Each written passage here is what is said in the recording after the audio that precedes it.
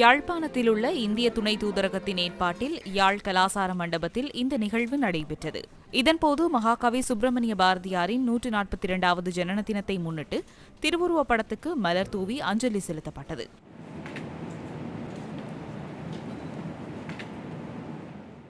நிகழ்வில் வடக்கு மாகாண ஆளுநர் நாகலிங்கம் வேதநாயகன், இலங்கை தமிழரசு கட்சியின் சிரேஷ்ட துணைத் தலைவர் CVK சிவஞானம், இந்திய துணை தூதுவர் செவிதிசாய் முரளி, யாழ்ப்பாண பல்கலைக்கழக பேராசிரியர் சிறி சத்குணராசா, வடக்கு மாகாண பிரதம செயலாளர் இளங்கோவன், தூதரக அதிகாரிகள் உள்ளிட்ட பலரும் பங்கேற்றனர்.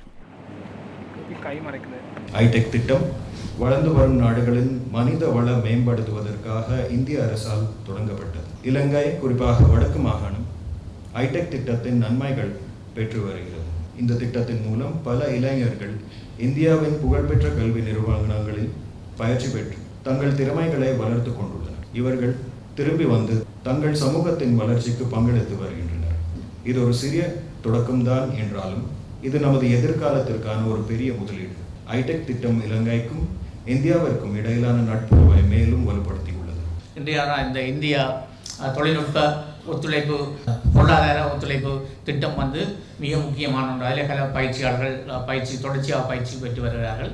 இந்தியாவினுடைய பயிற்சி கல்லூரிகள் கிட்டத்தட்ட 100க்கும் மேற்பட்ட கல்லூரிகள் அதில் இந்த வருஷம் 14,000 பேருக்கு பயிற்சிகளை கொடுத்திருக்கிறார்கள். எங்களுக்கு விவசாயம் மிக முக்கிய துறையாக இருக்கின்றது. அதில் நாங்கள் மேம்படுத்தலை செய்ய வேண்டும். நாங்கள் செய்யாவிட்டால் எங்களுடைய பொருளாதாரம் மிக மோசமான நிலைக்கு தான் போகும். அப்போ நாங்கள் எமது மாகாணம் ஒரு பின்தங்கி இருக்கின்றது. அப்போ இந்த காலங்களில் நாங்கள் அதை மேம்படுத்துவதற்கு இந்தியாவின் ஒத்துழைப்பும் இந்த உதவியும் தான் தேவை. நாங்கள் India is a country of discipline.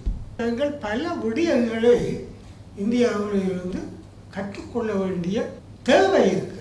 இந்த பாரதியார் சொன்ன சிங்கள தீவிற்கோ பாலம் அமைத்தார், சிங்கள தீவு கொஞ்சம் இடிக்குது. ஆனால் அவர் சொன்ன பாலம் அமைப்பு, the connectivity is materializing. அப்போ பாரதியாருடைய கனவு அது நிறைவேறுகிறது. அதை சுதந்திரத்துக்கு பின்னராக இந்திய தலைவர்கள் நிறைவேற்றுகிறார்கள். இப்போ India post independent India, incredible India, சந்திரானுக்கே போடுச்சு.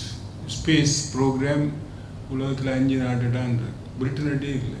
France, India, Russia, America, China, ஆஸ்திரேலியாவே இல்லை. நியூக்ளியர் பவர் இருக்கு.